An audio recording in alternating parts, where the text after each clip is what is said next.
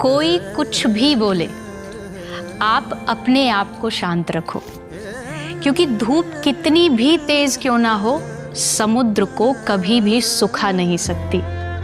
जीवन में बनना है तो सूखी नदी नहीं बल्कि समुद्र बनो, ताकि आपको, आपकी शांति को कभी कोई खाली ना कर सके।